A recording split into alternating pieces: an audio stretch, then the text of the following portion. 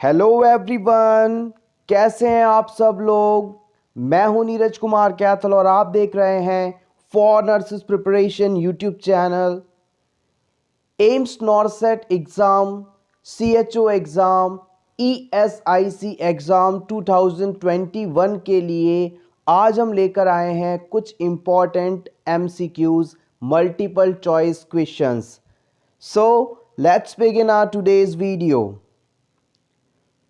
Question number 1 is syphilis.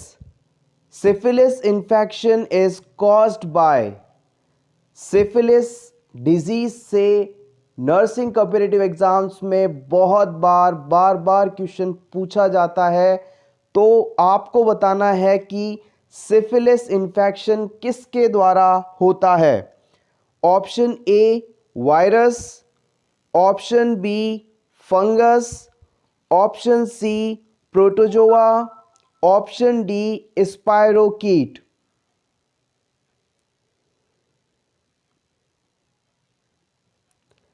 इस question का सही जवाब है option D, syphilis disease spirochete के द्वारा होने वाला इन्फेक्शन है। आइए इसके बारे में जानते हैं। Cause of syphilis is a bacterium called ट्रिपोनीमा palladium. Syphilis disease एक विशेष प्रकार के बैक्टीरिया या फिर हम यूँ कहें स्पायरो की ट्रेपोनीमा पैलिडियम के द्वारा होने वाला डिजीज़ है। Syphilis disease usually spread by sexual contact. Syphilis disease मुख्य रूप से सेक्सुअल कांटेक्ट के द्वारा फैलता है।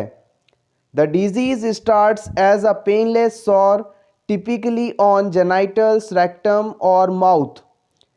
सिफिलिस डिजीज़ के अंदर जो सोर बनते हैं, घाव बनते हैं, सबसे पहले वह माउथ में, जेनाइटल ऑर्गन्स में और रेक्टम वाले पार्ट में देखने को मिलते हैं। Syphilis spreads from person to person via skin और mucous membrane contact with these sores. यदि किसी पर्सन के अंदर सिफिलिस के कारण बने हुए सोर्स मौजूद हैं और इन घावों से किसी और व्यक्ति का संपर्क होता है तो उस व्यक्ति के अंदर भी सिफिलिस डिजीज होने की पूरी संभावना रहती है। So always remember syphilis disease ट्रिपोनीमा palladium, जो कि एक स्पाइरोकीट या बैक्टीरिया है, इसके द्वारा होता है और ये मुख्य रूप से सेक्सुअली ट्रांसमिटेड डिजीज माना जाता है या होता है। MCQ number 2, varicose veins at और near anus is known as. यदि किसी पर्सन में एनस रीजन में वेरिकोज वेन कंडीशन डेवलप हो जाए तो आप इसे क्या कहेंगे। Option A haemorrhoids, option B flatulence, option C impaction, option D none of the above.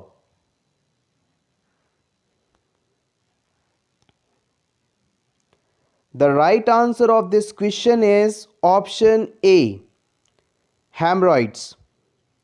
यदि किसी पर्सन के एनस वाले रीजन में वेरिकोस वेन कंडीशन डेवलप हो जाए तो इससे हम हेमरॉइड्स कहेंगे। आइए इसे थोड़ा सा एक्सप्लेन करते हैं।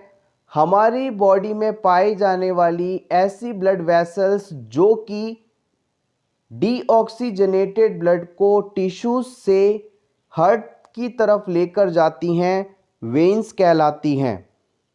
अब ये वेरिकोज वेन क्या है? वेन्स में पाए जाने वाली एक एबनॉर्मल कंडीशन है।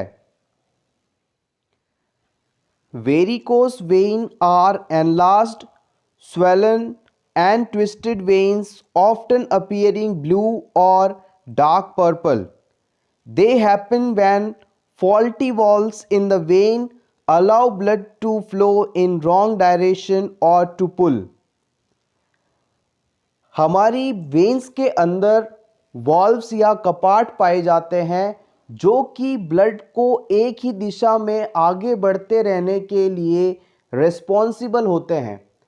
यदि किसी वजह से हार्ट ब्लड वेसल्स में पाए जाने वाले वेन्स में पाए जाने वाले ये कपाट कमज़ोर हो जाएं या प्रॉपरली अपना फंक्शन नहीं कर पाएं, तो ब्लड का बैक फ्लो होने लगेगा। ब्लड एक दिशा में ना जाकर बैक विपरीत दिशा में भी बहने लगेगा और इसके कारण इन वेन्स में ब्लड का एक्यूमुलेशन होने लगेगा और देखने में ये वेन्स फूली हुई ट्विस्टेड नज़र आएगी।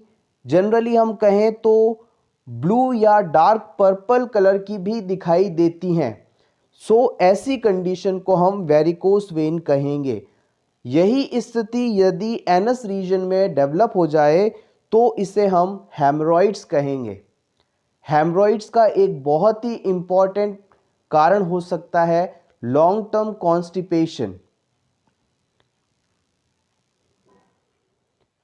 Question number 3, sudden loss of urine while straining is called.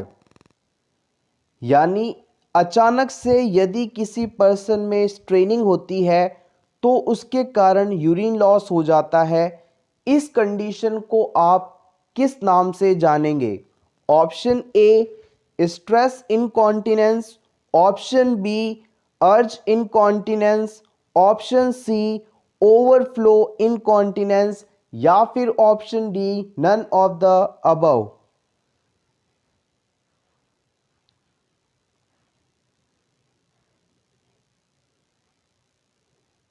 The right answer of this question is option A.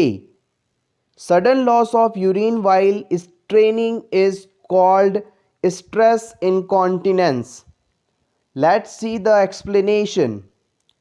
Stress incontinence happens when physical movement or activity such as coughing, laughing, sneezing, running or heavy lifting puts pressure or stress on the bladder and this causes you to leak urine.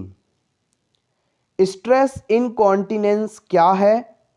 जब कोई व्यक्ति किसी विशेष प्रकार की physical activity करता है, जैसे खांसी आना, जोर से हंसना, छींकना, दौड़ना या फिर कोई वजनी सामान उठाना, इसके कारण उसका जो यूरिनरी ब्लैडर है उस पर प्रेशर पड़ता है और प्रेशर के कारण, प्रेशर को हम स्ट्रेस भी कह सकते हैं, इस स्ट्रेस के कारण यूरिन लीक हो जाता है।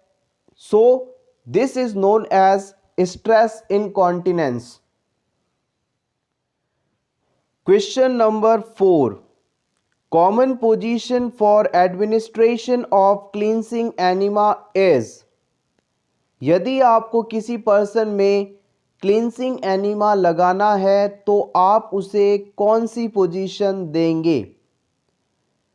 फ्रेंड्स, रीसेंट नर्सिंग एग्ज़ाम्स में ये देखा गया है कि चाहे कोई भी एग्ज़ाम हो, 3 से 4 क्वेश्चन थेराप्यूटिक पोजीशन से पूछे जा रहे हैं, तो आप पोजीशन वाला टॉपिक काफ़ी अच्छे से करके जाइएगा। Option A lithotomy position, option B prone position, option C supine position, option D Sims left lateral position.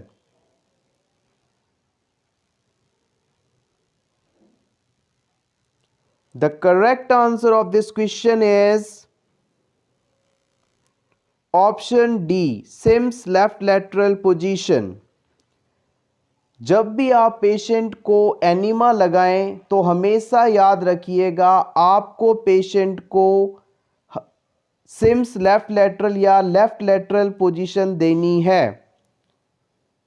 CIMS left lateral position को आप सिंपली याद रखने के लिए कह सकते हैं कि पर्सन को हमें बाईं करवट पर लेटाना है।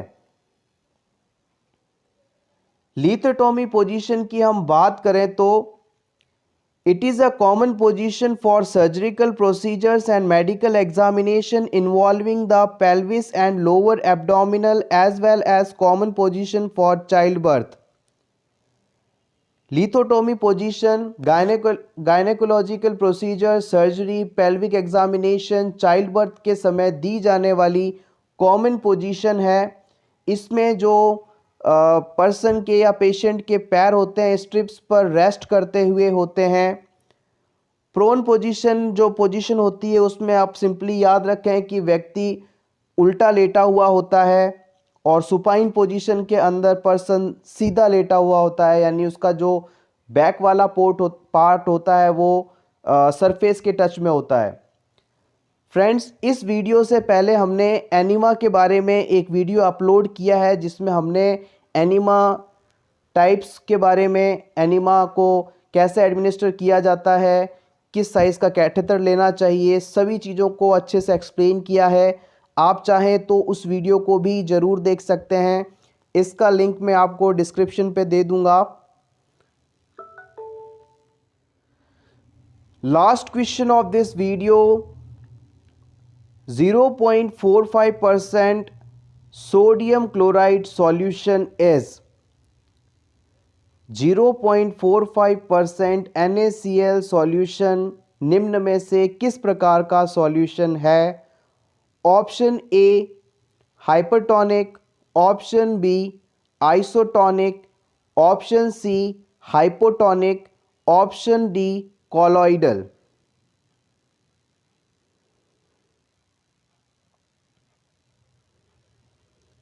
The correct answer of this question is option C, hypotonic solution. Hypotonic solutions ऐसे सॉल्यूशंस होते हैं जिनकी टोनिसिटी हमारे बॉडी फ्लूइड की टोनिसिटी से कम होती है।